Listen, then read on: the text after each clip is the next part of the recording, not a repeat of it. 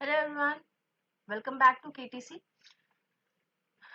देखिए, हम यहाँ पे आपका 71st बीपीएससी के लिए current affair plus science and tech दो पोर्शंस को कवर करने वाले हैं। Science and technology, science and technology का मतलब कि जो करंट वाला पोर्शन है प्लस आपका स्टैटिक पोर्शन है ना।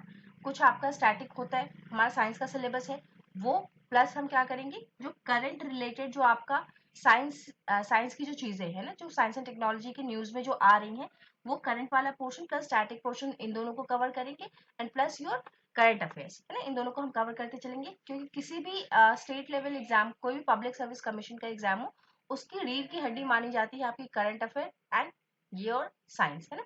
यहीं पे ज्यादातर स्टूडेंट क्या है मार्क खाते हैं, तो हम इसको इसको डील कर लेंगे यहाँ पे। देखिए, यूनियन बजट जो है, बजट क्या है आपका? बजट शब्द का कहीं भी हमारे कॉन्स्टिट्यूशन में कहीं भी वर्णन नहीं है, कहीं भी नहीं लिखा है कि there is a budget.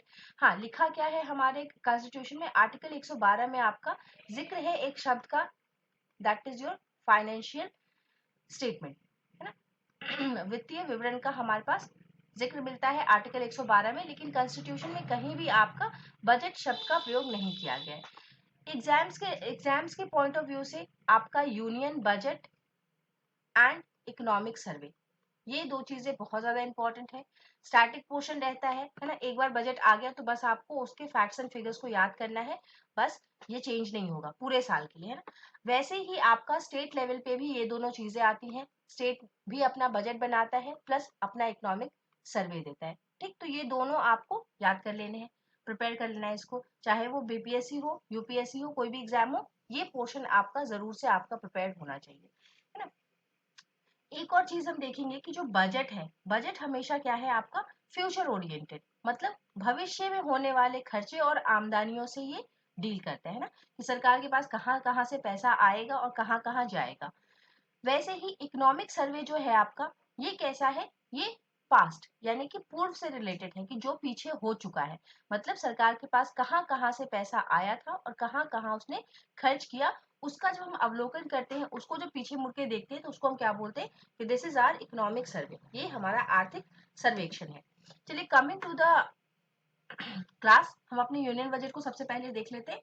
Short notes के जरिए हम इसको कवर करेंगे है ना। अगर आपको डिटेल करना है तो डिटेल भी यहाँ पे हमने दिया हुआ है, आप डिटेल में भी कर सकते हैं। ठीक है, it doesn't carry any cost है ना, ऐसा नहीं है कि हम इसके लिए आपसे कोई फी चार्ज करने वाले। बहुत डिटेल और अच्छे से नोट्स बनाए गए हैं, दोनों ही लैंग्वेजेस में आपको अवेलेबल हो जाएंगे। इफ यू वांट बता दीजिएगा हमें, हम यहाँ पे डिस्क्रिप्शन में लिंक डाल देंगे। ठीक है, right now we are not giving any notes, if you require, अगर आपकी जरूरत होगी, अगर आप चाहते हैं तो इसके नोट्स आपको मिल जाएंगे है ना। कोई कॉस्ट नहीं है, कोई ये प्रमोशन सेल्स का काम यहाँ नहीं कर रहे हैं हम बस एक पॉइंट ऑफ व्यू है कि नॉलेज शेयर की जाए है ना, आपको चीजें कंपाइल फॉर्म में मिले है ना, क्योंकि जब हमने प्रिपरेशन स्टार्ट की थी तो हमें इस तरह की दिक्कतें आया करती थी है ना। चलिए, स्टार्ट करेंगे हम। कुछ की फिजिकल फिगर्स हैं, कुछ राजकोषीय आपके कुछ फिगर हैं जो बहुत ही महत्वपूर्ण है, आपको याद करने हैं।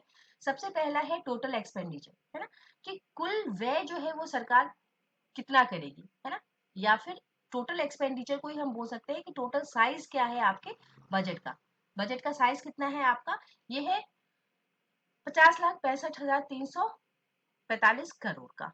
ठीक है, ये आपका, या फिर इसको आप दूसरे टर्म से बोल सकते हैं 50,65,000 है ना।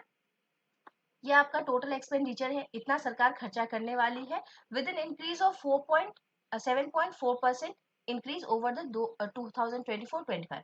2024-25 की तुलना में ये कितना ज्यादा है आपका, 7.4% ज्यादा है। ठीक, वैसे ही अगर ये आपके एक्सपेंडिचर्स हैं, अगर बजट की बात करें तो हमारे पास दो चीजें होती हैं कि कहाँ कहाँ से पैसा आएगा, रिसिप्ट क्या क्या है सरकार के, और उसके एक्सपेंडिचर क्या क्या है ना, कहाँ कहाँ से पैसा आएगा सरकार के पास और कहाँ कहाँ पैसा चला जाएगा। तो आएगा कितना, टोटल आएगा आपका 50,65,345, इतना आएगा, इतना सरकार खर्च करेगी, और सरकार के पास आएगा कितना, 50,65,000। दोनों फिगर ऑन एन अप्रॉक्स आपके सेम ही है, इतना लाख करोड़ आपका सरकार के पास रेवेन्यू आएगा, रिसिप्ट आएगा। अब जो ये आमदनियां होती हैं, जो टोटल रिसिप्ट जो हमने लिखा है, ये दो तरीके से आ सकती हैं। एक तो आ सकती है रिवेन्यू रिसिप्ट, और एक आ सकता है आपका कैपिटल रिसिप्ट है ना। रिवेन्यू रिसिप्ट मतलब क्या, जो रीअकरिंग है, जो बार बार है, आवर्ती जिसको हम कहते हैं ना कि इनकी आवर्ती होती रहेगी, हर साल ये पैसा आता है। जैसे सैलरीज हो गया, आपका इंटरेस्ट पेमेंट हो गया, ऐसे खर्चे, ऐसी प्राप्तियां जो बार बार आएंगी। टैक्सेशन हर साल आता है, डायरेक्ट टैक्स इनडायरेक्ट टैक्स हर साल आता है ना, आवर्ती नेचर का है। तो रिवेन्यू रिसिप्ट बोरोइंग्स को छोड़ के, सरकार जो आपका बोरोइंग करती है ना, दूसरे दूसरे देशों से, संस्थाओं से जब वो बोरोइंग करती है या फिर आरबीआई से पैसे जो उधार पे लेती है, उस उधार को हमको छोड़ देना है। और बाद बाकी उधार को छोड़ के सरकार के पास जितना भी रिवेन्यू रिसिप्ट आएगा, राजस्व प्राप्तियां होंगी, वो कितनी होंगी आपकी? 34,000 34.96 लाख करोड़ की रिवेन्यू रिसिप्ट होंगी सरकार की। और कैपिटल रिसिप्ट कितना होने वाला है? 16.44 लाख करोड़। दोनों को ऐड कर देंगे, आपको 50,65,000 लाख करोड़ मिल जाएगा। ये होगी हमारी एक्सपेंसेस और रेवेन्यू की बात। अगर हम नेट टैक्स रेवेन्यू की बात करें, यानी कि टैक्स से सरकार के पास कितना पैसा आने वाला है, तो टैक्स से शुद्ध कितना, शुद्ध कर राजस्व कितना आने वाला है? 28.37 लाख करोड़ रुपए आने वाले हैं टैक्स से सरकार के पास। अब देखिए, इसके बाद आपके पास 4 तरीके के डेफिसिट होते हैं। डेफिसिट का मतलब क्या? कि जब आपका खर्चा, जब सरकार का खर्चा उसकी रेवेन्यू से ज्यादा हो जाए, when total expenditure is greater than total revenue, मतलब उसकी प्राप्तियां कम हो जाए और खर्चे ज्यादा हो जाए, तो उसको हम क्या बोलते हैं? कि दिस कंडीशन इज डेफिसिट की कंडीशन है ना। यहाँ पे क्या हो गया है, आपको घाटे का बजट बन गया है हमारा। जब घाटे का बजट बनता है ना, तो 4 तरीके के घाटे हमारे सामने आते हैं। इन चारों घाटों को आपको याद करना है, बहुत ही इंपॉर्टेंट। डायरेक्ट क्वेश्चन आता है कि कितना फिजिकल डेफिसिट रहा, कितना आपका रेवेन्यू डेफिसिट रहा। तो फिजिकल डेफिसिट आपका रहा 4.4% ऑफ जीडीपी, सकल घरेलू उत्पाद, जीडीपी का जितना भी हमारे यहाँ कुल आपका उत्पादन होता है ना। जीडीपी क्या है आपका? GDP is total final product with in the boundaries of a country. एक कंट्री की बाउंड्री के अंदर एक साल में कुल कितना आपका गुड्स एंड सर्विसेज प्रोड्यूस हुआ, उसको हम क्या बोल देते हैं? आपका जीडीपी। तो जीडीपी का 4.4%, यानी कि ये परसेंटेज के टर्म में, और रुपीस की टर्म में बात करें तो 15,68,963 करोड़ रुपए का क्या है आपका फिजिकल डेफिसिट रहने वाला है। रेवेन्यू डेफिसिट, राजस्व राजस्व घाटा कितना रहने वाला है आपका? 1.5% ऑफ जीडीपी। रुपए में बात करें तो 52,38,460 करोड़ है ना।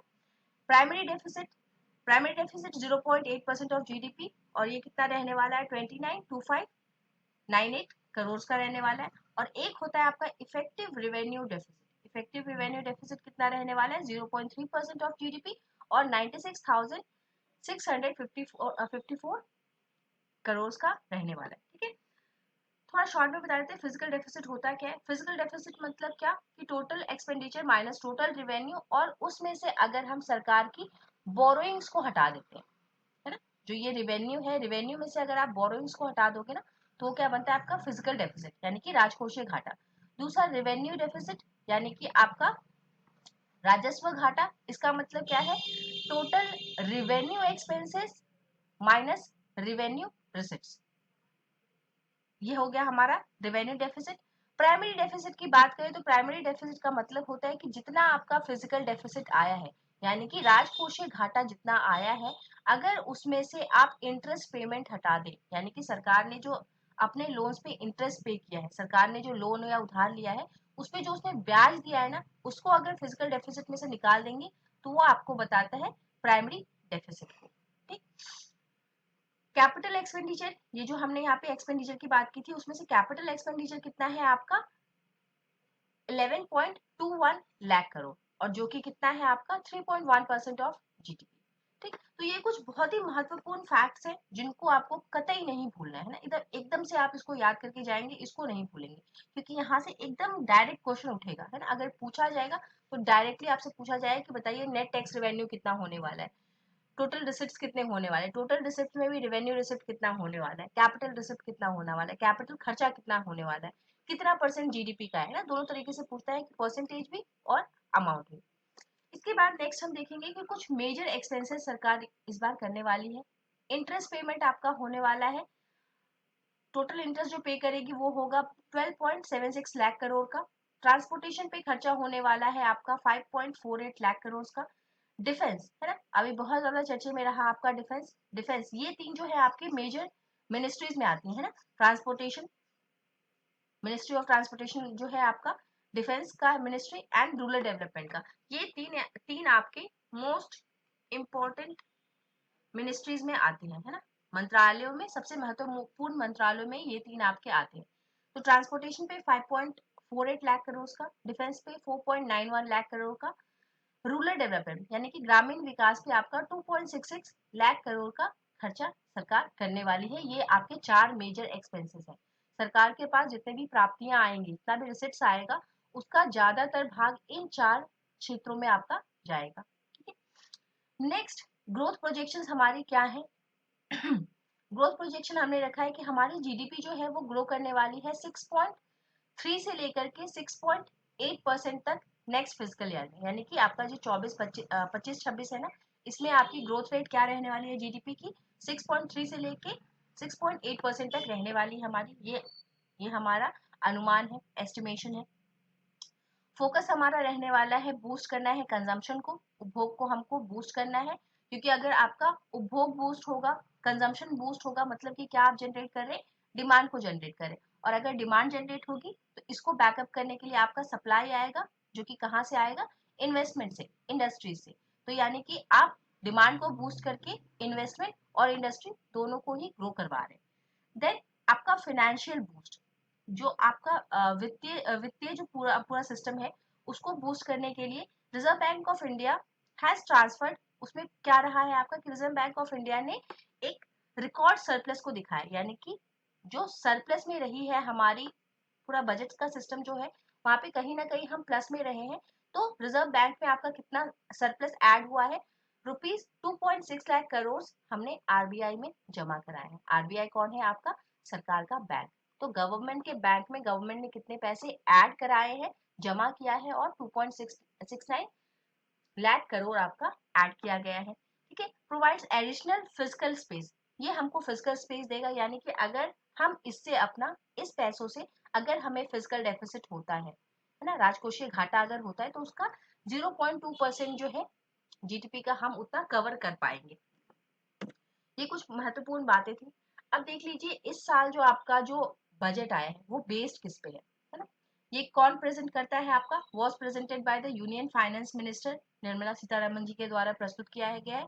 कब किया गया है? 1 फरवरी 2025 को आपका ये पेश किया गया है। इस बार का जो आपका बजट है 2025-26 का, ये आपका चार इंजन की गाड़ी कह सकते हैं, चार इंजन की गाड़ी है। और ये चार इंजन क्या है आपके? पहला है एग्रीकल्चर, कृषि, दूसरा है माइक्रो एमएसएमई, दूसरा आपका है MSME, micro small and medium enterprises को बूस्ट करना है हमें। पहला एग्रीकल्चर, दूसरा एमएसएमई, तीसरा है आपका निवेश यानी कि इन्वेस्टमेंट, चाहे वो किसी में हो, लोगों में हो, नवाचार में हो, अर्थव्यवस्था में हो। इन तीन सेक्टर्स को हमने लिया है। किन किन सेक्टर्स में हम इन्वेस्टमेंट करेंगे? अपने पीपल में, लोगों में, है ना, यानी कि स्टार्टअप्स वगैरह बनाने की बात करेंगे। अर्थव्यवस्था में, पूरी अर्थव्यवस्था के उत्थान के लिए, पूरी अर्थव्यवस्था के विकास के लिए हम खर्चा करेंगे। और तीसरा क्या है? हम इनोवेशन में यानी कि टेक्नोलॉजी में खर्चा करने वाले। और चौथा इंजन जो है आपका वो है एक्सपोर्ट, है ना, कि हमको आत्मनिर्भर होना ही होना है, प्लस हमको एक्सपोर्ट्स को भी बढ़ावा देना है। तो ये आपके चार इंजन की इस बार यूनियन बजट आई है, जिसको निर्मला सीतारमन ने पेश किया 1 फरवरी 2025 को। नेक्स्ट, इस बार का थीम क्या रहा आपका?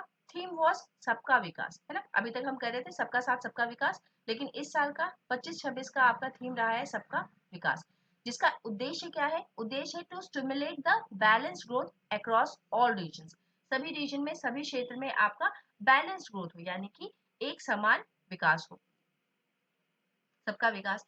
Okay, the line with the budget theme, एक आपका जो बजट थीम है ना, उसके साथ एक लाइन आपकी जोड़ी गई है, ब्रॉड प्रिंसिपल्स ऑफ विकसित भारत। एक भारत को विकसित होने के लिए 6 प्रिंसिपल्स का आपका पालन करना है। वो 6 प्रिंसिपल्स को आगे हम देख लेंगे, है ना, इन सिद्धांतों का हमको पालन करना है, सो दैट कि जो हमारा भारत है वो विकसित हो पाए। Next, budget propose development measures focusing on, आपके कुछ चीजों पे ध्यान दिया गया है, ज्यादा खास करके ध्यान दिया गया है ताकि डेवलपमेंट अच्छे से हो पाए। किस किस पे? गरीब पे, युवा पे, फार्मर पे यानी कि अन्नदाता पे, प्लस आपका नारी यानी कि वुमेन पे। गरीब, युवा, अन्नदाता और नारी, इन 4 लोगों पे 4 इंजन की सरकार 4 लोगों का डेवलपमेंट करना है। 6 आपके सिद्धांत है विकसित भारत के, और थीम है आपका सबका विकास यानी कि सभी का विकास हमको करना है। ये 2 स्लाइड्स जो हमने अभी किए ना, these are the most important, है ना। कुछ भूल जाए तो भूल जाए, बट इसको आपको नहीं भूलना है ना, इसको आपको एकदम रट के जाना है।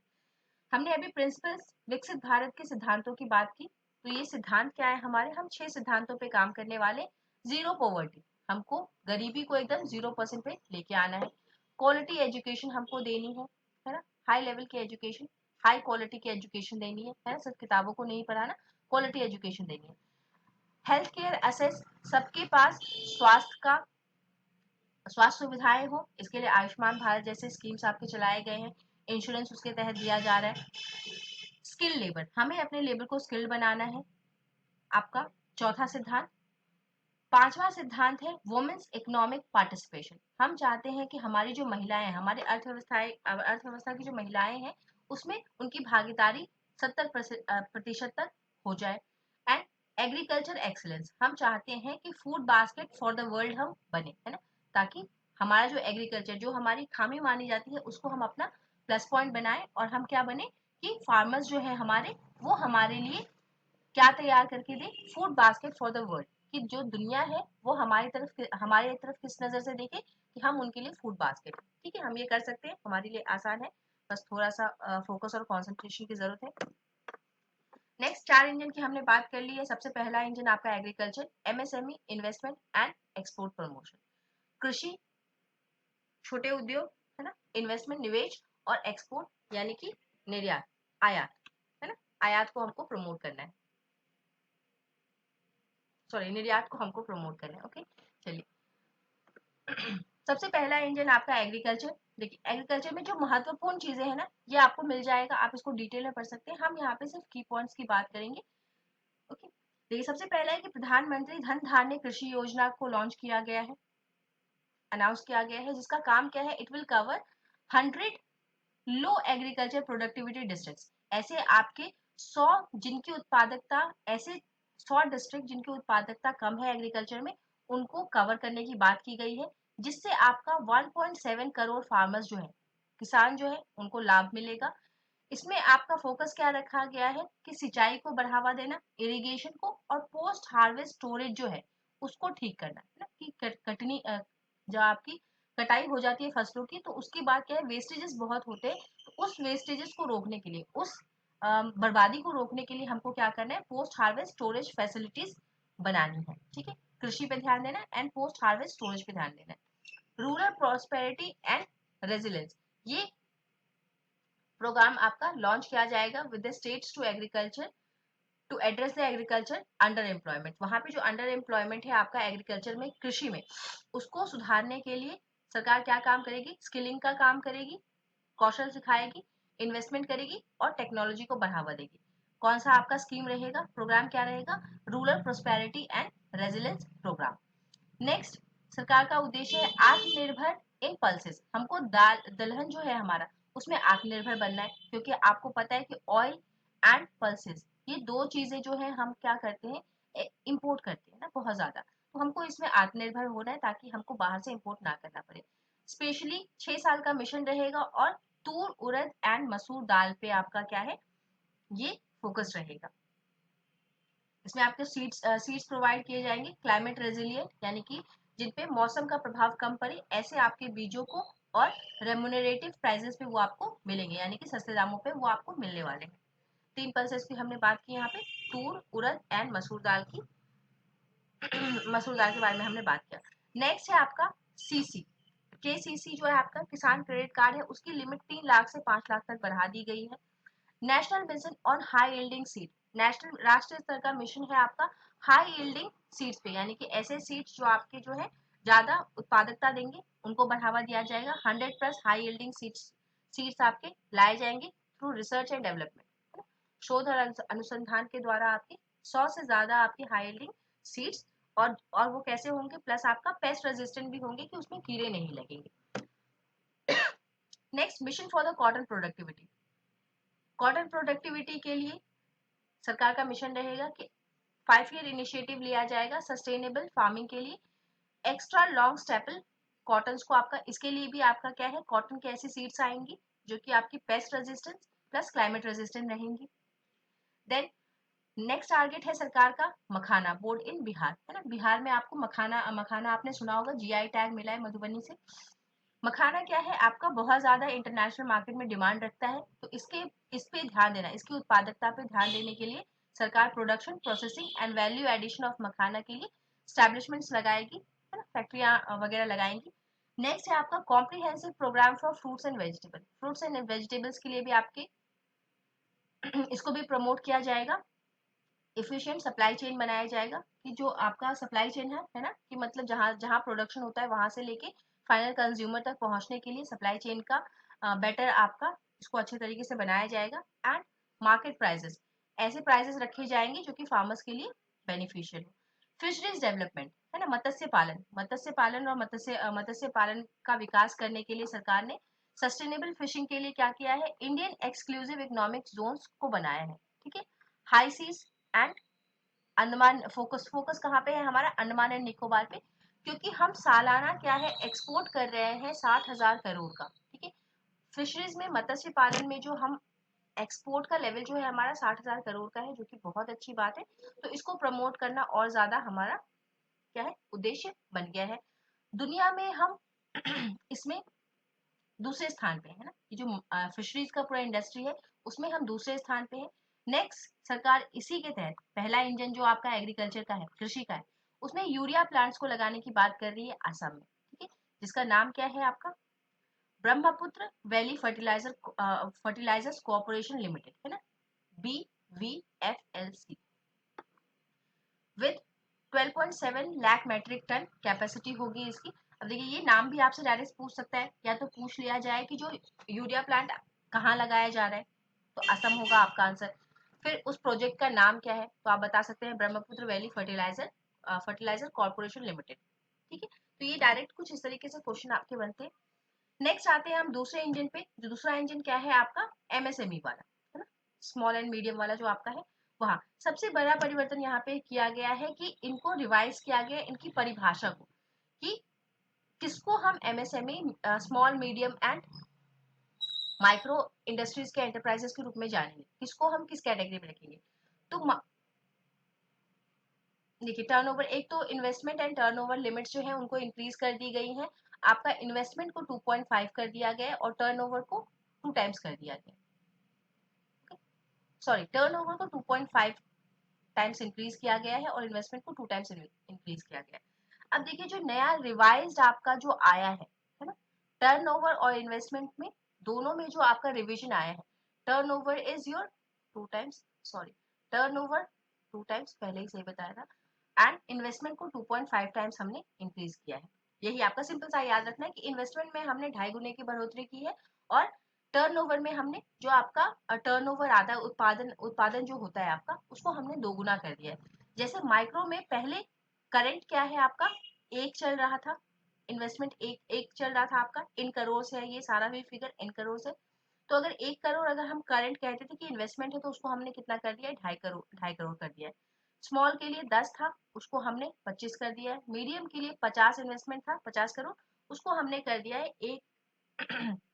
1.25 करोड़ कर दिया। टर्नओवर की बात करें तो माइक्रो का पहले हुआ करता था 5, अब इसको हमने कर दिया है 10, 2 गुना बढ़ा दिया, इंटू 2 कर दिया है हमने, है ना। स्मॉल के लिए 50 था, इंटू 2 100 हो गया, और मीडियम के लिए आपका कितना था, 250 था, जिसको हमने कितना कर दिया, 500 कर दिया। ये सबसे मेजर आपका इस बार चेंज किया गया है सेकेंड इंजन में, MSME वाले में। कुछ आपके स्कीम्स लाए गए हैं, उसको देखेंगे। माइक्रो एंटरप्राइज क्रेडिट कार्ड, इसकी लिमिट आपकी 2 गुनी कर दी गई है, 100 लाख माइक्रो एंटरप्राइजेस आपके आएंगे, जिसका उद्देश्य क्या होगा, वित्तीय समावेशन का, फाइनेंशियल इंक्लूजन का इसका आपका उद्देश्य रहेगा। क्रेडिट फैसिलिटी दी जाएगी 5 लाख की, इसमें आपके 10 लाख माइक्रो एंटरप्राइजेस को 5 लाख की क्रेडिट फैसिलिटी दी जाएगी। Then credit cover for the MSME, MSME के लिए क्रेडिट कवर कितना होगा, इंक्रीज किया गया है इसको 5 करोड़ से लेके 10 करोड़ तक, ताकि उनको हायर लोन्स एसेस मिल सके। लोन मिलेगा, आपको पता है कि जितने भी बिजनेसेस हैं ज्यादातर लोन पे ही काम करते हैं, तो इनका लोन का कवर जो है वो इंक्रीज कर दिया गया है।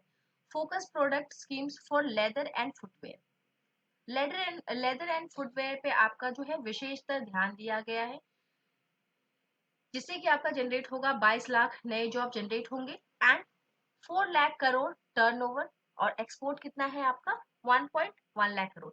इतना डिटेल में आपको जाने की जरूरत नहीं है, ये जो मेन पॉइंट है ना इसको आप याद रख लीजिएगा, बहुत है, ठीक है। ये डिटेलिंग हम इसलिए बता दे रहे हैं ताकि ज्यादा चीजें पढ़ते हैं ना थोड़ा कम भी याद रहता है, लेकिन याद रहता है ना, क्योंकि हमने उसके पीछे बहुत सारा डिस्कशन किया हुआ है, तो इसलिए हम थोड़ा डिटेल में आपको बता दे रहे हैं।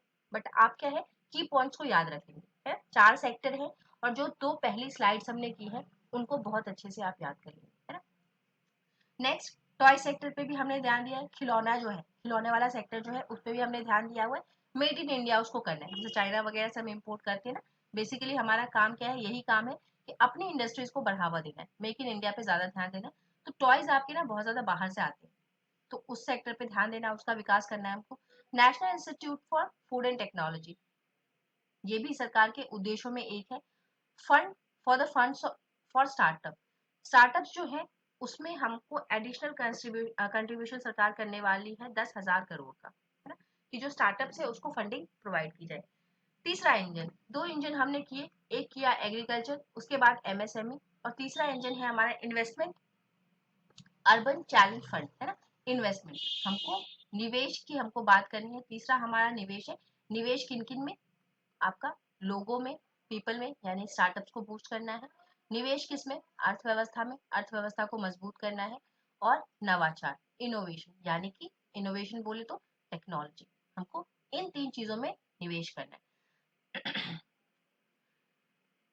सिटी में सिटीज, अगर अर्बन चैलेंज की बात करें तो city as a growth hub हमको देखना है, इसके लिए 1 लाख करोड़ एलोकेट किए गए हैं। Creative redevelopment of the cities, cities को हमको रीडेवलप करना है, वाटर एंड सैनिटेशन प्रोवाइड करना है। 10,000 करोड़ का एलोकेशन किया गया है 2025-26 में। जल जीवन मिशन जो है आपका, इसको एक्सटेंड कर दिया गया है 2028 तक के लिए। आउटले इसका कितना है, कितना खर्चा होगा, 67,000 करोड़ का। यूनिवर्सल पाइप्ड वाटर कवरेज, हमको यूनिवर्सली अपना जो हमारा जो भारत है उसको पाइप्ड वाटर कवरेज के तहत लाना है, कि मतलब पाइप से वाटर सप्लाई हो, है ना, ऐसा प्रोजेक्ट हमको लेके आना है। Next maritime development fund, maritime development fund का आपका निर्माण किया जाएगा, 25,000 करोड़ का आपका फंड इसको एलोकेट किया गया है। लॉन्ग टाइम फाइनेंसिंग के थ्रू सपोर्ट करेगी, पोर्ट्स एंड लॉजिस्टिक्स को हम डेवलप करेंगे, है ना, इसी में आपका मत्स्य वाला जो भी है वो भी आपका कहीं ना कहीं आ जाता है ना, क्योंकि समुद्रों से हम रिलेटेड हैं। उनकी बात करें, देन एक्सपेंशन ऑफ आईआईटीज, जो आपके आईआईटी हैं टेक्नोलॉजी में, हमने कहा ना लोग, अर्थव्यवस्था और टेक्नोलॉजी तीनों में हम निवेश करने वाले, तो आईआईटीज को हम बढ़ाने वाले हैं, जिससे कि आपका एडिशनली 6,500 मोर स्टूडेंट्स जो है इससे बेनिफिटेड होंगे। टेक्निकल एजुकेशन कैपेसिटी हमारी इतने से बढ़ेगी। फेलोशिप आपको मिलेगी, पीएम रिसर्च फेलोशिप के तहत 10,000 की फेलोशिप्स मिलेगी for the advanced researches in IITs and आईआईएससीज, है ना, जो आपका साइंस का और टेक्नोलॉजी का जो है आपका, उसमें अगर आप हाई लेवल का एडवांस अगर कोई रिसर्च कर रहे हो तो 10,000 का फेलोशिप मिलेगा, किसके तहत, पीएम रिसर्च फेलोशिप के तहत। Day care, day care cancer centres बनाए जाएंगे आपके, लोगों में इन्वेस्ट करना है। ऑल डिस्ट्रिक्ट हॉस्पिटल्स में किया जाएगा in the next 3 years, cancer treatment के लिए असेसिबिलिटी अच्छे से हो पाए, आपकी कैंसर का ट्रीटमेंट हो पाए। नेक्स्ट है आपका भारतीय भाषा पुस्तक स्कीम, आपके जो भारतीय भाषा है उसमें आपको पुस्तक उपलब्ध कराना, है ना, यानी कि लोगों में आपका इन्वेस्टमेंट कर रहे हैं। इंडियन लैंग्वेजेस की बुक्स आपको मिलेंगी for the school and higher education में, आपको अपने भाषा में, भारतीय भाषा में पुस्तक अवेलेबल होंगी। न्यूक्लियर एनर्जी में हम इन्वेस्टमेंट करने वाले हैं फॉर द विकसित Bharat, sorry, small modular reactors हम बनाएंगे, जिसमें कि हमारा उद्देश्य क्या है कि 2047 तक 100 गीगावाट्स का एनर्जी हम प्रोड्यूस कर पाए। रिसर्च एंड डेवलपमेंट करेंगे विथ एटलीस्ट 5 इंडिजिनियसली हमारे अपने स्वयं के स्मॉल मॉड्यूलर रिएक्टर्स बनाए जाएंगे। कब तक? जो कि ऑपरेशन कब तक हो जाएंगे? 2033 तक आपके ऑपरेशन हो जाएंगे, काम करने लगेंगे। पैसा इसमें लगाया गया है आपका 20,000 करोड़ का आउटले है इसमें। एटॉमिक एनर्जी एक्ट में अमेंडमेंट किया जाएगा आपका, and civil liberty for the nuclear damages, इसको भी देखा जाएगा। उड़ान, नई स्कीम। उड़ान का काम क्या है आपका? रीजनल कनेक्टिविटी स्कीम है आपका। उड़ान स्कीम को लेके आया जाएगा अगले 10 साल के लिए। सपोर्ट करेगा ये हेलीपैड्स एंड स्मॉल एयरपोर्ट्स को in hilly areas, aspiration and north east region, जो हमारा नॉर्थ ईस्ट का रीजन है ना, उसको ये सपोर्ट करेगा। कनेक्टिविटी को अच्छा बनाने के लिए है ना, एयरपोर्ट सिस्टम्स वहां पे डेवलप किए जाएंगे। नेक्स्ट है आपका ग्रीन फील्ड एयरपोर्ट इन बिहार। ग्रीन फील्ड एयरपोर्ट्स इन बिहार की बात चल रही है आपका। ग्रीन फील्ड एयरपोर्ट्स को डेवलप किया जाएगा बिहार में आपका। बहुत ज्यादा इंपॉर्टेंट हो जाता है अगर आप बिहार की बीपीएससी की प्रिपरेशन कर रहे हैं तो ये पॉइंट काफी आपके लिए ध्यान रखेंगे आप। ग्रीन फील्ड, एक होता है ग्रीन फील्ड और एक होता है ब्राउन फील्ड। ये क्या है आपके? ये आपके जो आपका जो फॉरेन ट्रेड है ना, उसका पोर्शन है कि जो हम इंटरनेशनल बिजनेस जो करते हैं ना, इंटरनेशनल बिजनेस का एक तरीका है ये green field and brown field, है ना। यहाँ पे डिस्कस नहीं करेंगे, बट आप इतना ध्यान रख लेंगे कि ये इसका पार्ट है, इंटरनेशनल बिजनेस का पार्ट है। तो ग्रीन फील्ड एयरपोर्ट्स डेवलप किए जाएंगे आपके बिहार में, along with the expansion of Patna airport and the brownfield in Bihta. Greenfield के तहत पटना में और आपका ब्राउन फील्ड के तहत बिक्टा में किया जाएगा एयरपोर्ट्स का development. Western Koshi, again Bihar से पॉइंट है आपका। Western Koshi canal ERM project जो है उसका आपको, उस पर आपका ध्यान दिया जाएगा। कहाँ पे? मिथिलांचल में specially. Tourism for the employment led growth, tourism को बढ़ावा दिया जाएगा। साथ ही साथ टूरिज्म को इस तरीके से बढ़ावा दिया जाएगा कि आपका यहाँ पे एम्प्लॉयमेंट जनरेशन हो, ठीक है। 50 टूरिस्ट डेस्टिनेशंस को ऑल ओवर द कंट्री, पूरी कंट्री में, पूरे देश में आपके 50 ऐसे टूरिस्ट डेस्टिनेशंस को डिक्लेयर किया जाएगा और उसका डेवलपमेंट किया जाएगा। आखिरी इंजन आपका, चारों इंजन बहुत ही इंपॉर्टेंट है, चारों इंजन को आपको करना है ना। चौथा इंजन है आपका एक्सपोर्ट प्रमोशन का। यहाँ पे सरकार ने एक्सपोर्ट प्रमोशन मिशन रखा है, जिसका क्या है, जिसमें तीन इंडस्ट्रीज जो है वो कोलैबोरेट, तीन मिनिस्ट्रीज जो है, तीन मंत्रालय जो है वो मिलकर के काम करेंगे। मिनिस्ट्री ऑफ कॉमर्स, एमएसएमई और फाइनेंस, ये तीनों मंत्रालय जो है मिल करके काम करेंगे आपके एक्सपोर्ट प्रमोशन का। Then Bharat trade net, BTN, ये क्या है आपका? एक यूनिफाइड डिजिटल प्लेटफॉर्म है ना। ये आपका एक डिजिटल प्लेटफॉर्म है for the international trade documentation and financing solution. Trade से संबंधित जितने भी आपके डॉक्यूमेंट्स होते हैं उसको डिजिटल प्लेटफॉर्म पे संभाल के रखना, एक जगह एकत्रित करके रखना, और उससे रिलेटेड अगर कोई फाइनेंशियल यानी कि वित्तीय समस्या आती है तो उसका सॉल्यूशन प्रोवाइड करना, उसका समाधान देना। तीसरा पॉइंट इसके अंतर्गत है national framework for C GCC, यानी कि ग्लोबल कैपेबिलिटी सेंटर्स का आपका डेवलपमेंट करना, जिसको टू टायर सिटीज में आपका इंसेंटिवाइज किया जाएगा। फोर्थ पॉइंट है आपका warehousing facilities for the air cargo, air cargo के लिए वेयर हाउस को बनाना, स्टोरेज की व्यवस्था करना, ये आपका सरकार का उद्देश्य है एक्सपोर्ट प्रमोशन के लिए। स्टोरेज इंफ्रास्ट्रक्चर को, हाई वैल्यू पेरिशेबल गुड्स जो है, जो आपके जल्दी खराब होने वाली चीजें जो है ना, उनका अगर आपका एक्सपोर्ट होता है तो उसके लिए क्या करना, वेयर हाउसेस की फैसिलिटीज प्रोवाइड कराना, है ना। वो जब आते हैं एयर कार्गोस तो उसको क्या है करना है, हमको बेहतर रूप से उसको स्टोर करके रखना है ताकि उसका क्या है, वो पेरिश ना हो, खराब ना हो। तो ये आपके चार महत्वपूर्ण आपके स्तंभ थे। चार इंजन की आपकी बजट आई है। एक आपका टैक्सेशन एंड फाइनेंशियल रिलीफ, है ना। आप देख लेंगे कि यहाँ पे जो आपका no income tax for the annual income up to 12 lakh, 12 lakh तक आपका कोई भी आपका टैक्स नहीं लगवाना है, लगेगा। एक्सटेंडेड टू द 12.75, क्योंकि आपका स्टैंडर्ड डिडक्शन 75,000 का मिल रहा है, तो इसको एक्सटेंड कर दिया गया है 12,75,000 तक के लिए। For the salary tax payers, जो आपके सैलरी टैक्स पेयर है, जिनको सैलरी मिलती है और इनका टैक्स ऑन द स्पॉट आपका टीडीएस करता है, उनके लिए है आपका कि 12 लाख तक का एग्जेम्पशन है, जिसको एक्सटेंड किया गया है आपका 12,75,000 तक। 75,000 क्यों? ये आपका स्टैंडर्ड डिडक्शन के तहत। 0 से 4 लाख तक है, नील आपको लगेगा। 4 से अगर 8 लाख तक का आपका है 5%, 8 से 12 लाख 10%, 12 से 16 लाख 15%, 16 से 20 लाख 20%, 20 से 24, 25 एंड अबव 24 लाख 30% का टैक्स रेट आपका है। ये नया रेजिम है, इसको देख लेंगे। TDS tax deducted at source on rent increase from 2.4 lakh to 6 lakh तक बढ़ा दिया गया है, रिड्यूसिंग द टैक्स बर्डन को कम करने के लिए किया गया है। Tax return time limit for the updated tax return extended from 2 years to 4 years तक आपका बढ़ा दिया गया है। वॉलंटरी टैक्स कंप्लायंसेस को बढ़ावा देने के लिए किया गया है। Then basic custom duty BCD जो है आपका, इसमें एग्जेम्पशंस बढ़ाई गई है। 36 life saving drugs for cancer, chronic and rare diseases के लिए फुल्ली एग्जेम्प्ट रहेगा आपका for the BCD। Basic custom duty जो है इन पे बिल्कुल नहीं लगेगा। 36 ऐसे लाइफ सेविंग ड्रग्स है फॉर एग्जाम्पल, इन सबको इंक्लूड करते हुए जिसपे कि आपका बेसिक कस्टम ड्यूटी आपका एग्जेम्प्ट कर दिया गया है। नेक्स्ट आपका lithium iron battery manufacturing capital goods जो है उनको आपका एग्जेम्प्ट कर दिया गया है कि अगर आप ईवीज के लिए लिथियम आयन बैटरी का अगर आप उत्पादन करते हैं तो बिल्कुल भी आप एग्जेम्प्टेड रहेंगे, इससे कोई टैक्स नहीं लगेगा। Textile and electronic sector components को भी एग्जेम्प्ट किया गया है to encourage the local manufacturing. जो आपका लोकल लेवल पे जो आपका उत्पादन होता है उसको बढ़ावा देने के लिए आपका टेक्सटाइल और इलेक्ट्रॉनिक्स में आपको एकदम से एग्जेम्प्ट कर दिया गया है।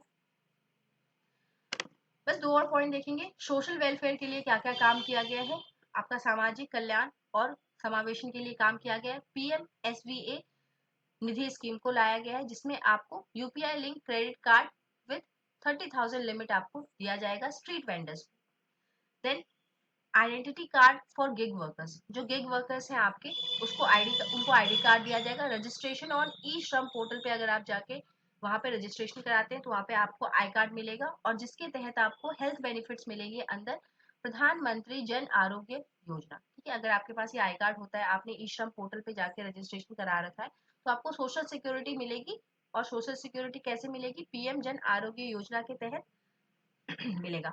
50,000 अटल टिंकरिंग लैब्स बनाए जाएंगे to be established in government schools में ये बनाए जाएंगे for the next 5 years to promote the innovation, है ना। इनोवेशन के लिए लैब्स बनाए जाएंगे ताकि आप नवाचार का कार्य कर सके। Expansion for the medical education का एक्सपेंशन किया जा रहा है। 10,000 नए मेडिकल सीट्स आपके ऐड किए जाएंगे ना। सीट्स की किल्लत रहती है, बच्चों को बहुत टफ कंपटीशन झेलना पड़ता है, तो 10,000 न्यू सीट्स आपके ऐड किए गए। Increase of 75,000 seats in 5 year, 5 साल में, अगले आने वाले 5 सालों में आपका 75,000 इसको करने का टारगेट है। अभी फिलहाल के लिए 10,000 और आगे आने वाले 5 साल में इसको 75,000 कर दिया जाएगा 10,000 से बढ़ाकर।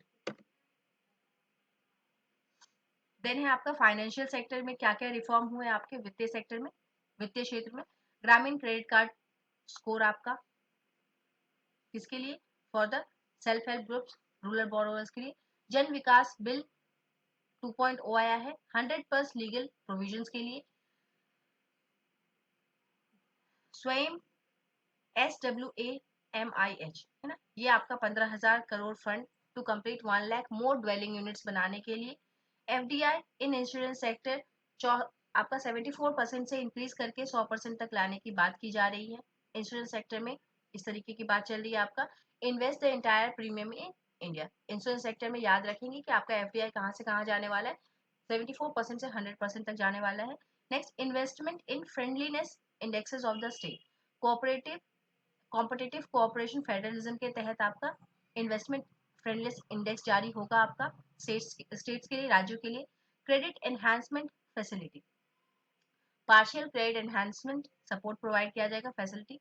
पेंशन सेक्टर में a forum will be established for the regulatory coordination and the development of pension products के लिए आपका एक पोर्टल बनाया जाएगा, फोरम बनाया जाएगा। High level committees for the regulatory reforms, अगर कोई रेगुलेटरी रिफॉर्म करना है ना, जैसे रेगुलेशंस, सर्टिफिकेट, लाइसेंस और परमिशन देने के लिए रेगुलेटरी हाई लेवल की कमिटीज आपकी बनाई जाएगी। ये वित्तीय समावेशन है ना। एक बार इसको देख लेंगे कि कहाँ कहाँ से सरकार का पैसा आएगा और कहाँ कहाँ को सरकार का पैसा जाएगा। एक बार हम इसको देख लेंगे। 22% कहाँ कहाँ से आएगा, सबसे ज्यादा बोरोइंग से आने वाला है, जो कि अच्छी बात नहीं है, 24%, है ना। उसके बाद नेक्स्ट आपका आता है 22% इनकम टैक्स से पैसा आने वाला है सरकार के पास। Then 18% GST and other taxes से आने वाला है। ये 3 आप याद रखेंगे ना, जो टॉप 3 है उसको आप याद रखेंगे। और आपका चौथा है कॉर्पोरेट टैक्स, ठीक है। इसको तो हम अच्छा नहीं मानते, इसको मत आप, है ना। तो ये 3 क्षेत्रों को याद रखेंगे, इसको तो उतना हम नहीं याद रखेंगे। सबसे पहले पे हम याद रखेंगे कि इनकम टैक्स, है ना। वैसे याद तो इसको भी रखना है, बट आप याद रखेंगे कि अच्छे वाले जो है income tax 22%, borrowings 24%, first. Second income tax है। देन थर्ड आने वाला है आपका इनडायरेक्ट टैक्स है, डायरेक्ट से 22 और इनडायरेक्ट से 18, एंड देन कॉर्पोरेट टैक्सेस से आपका 17%। बाकी को भी एक बार देख लेंगे, उतना इंपॉर्टेंट नहीं है बट देख लेंगे, है ना। कि प्रथम 3 जो आपके मुख्य क्षेत्र हैं, कहाँ कहाँ सरकार के पास पैसा आ रहा है और कहाँ कहाँ को सरकार को पैसा जा रहा है। तो सबसे ज्यादा आपका पैसा सरकार का कहाँ जा रहा है, यहाँ पे जाने में अगर बात की जाए तो सबसे ज्यादा आपका जा रहा है state share of taxes and other duties, मतलब जो कर में जो राज्यों का भाग है उसका आपका सबसे बड़ा शेयर है, सबसे ज्यादा पैसा आपका वहां चला जाएगा सरकार का। देन दूसरे नंबर पे जाएगा आपका इंटरेस्ट पेमेंट्स, इंटरेस्ट पे करने में सरकार का पैसा जाएगा 20%। देन तीसरे लेवल का आपका आता है 16%, that is your central sector schemes, जो सेंटर केंद्र आधारित जो प्रोग्राम जो स्कीम्स चढ़ा रही है सरकार, है ना। जिसमें हमको एक्सक्लूड कर देना है आपका कैपिटल आउटले और डिफेंस पे जो हम खर्चा करने वाले हैं, डिफेंस पे जो कैपिटल फॉर्मेशन का जो काम कर रहे हैं ना, पूंजीगत निर्माण, पूंजी निर्माण का जो हम काम कर रहे हैं उसको छोड़ देना है। बाद बाकी जितने भी सेंटर लेवल के स्कीम्स हैं उस पे आपका 16%। तो ये प्रथम 3 आप याद रख लेंगे कि कौन से प्रथम 3 ऐसे क्षेत्र हैं जहां सरकार का पैसा, जहां से पैसा आने वाला है और जहां को जाने वाला है, वो 3 क्षेत्र आप याद रखेंगे विद द परसेंटेज कि कितना पैसा सरकार का कहाँ से आने वाला है और कितना परसेंट कहाँ को जाने वाला है, ठीक है। दैट्स ऑल फॉर द आपका यूनियन बजट।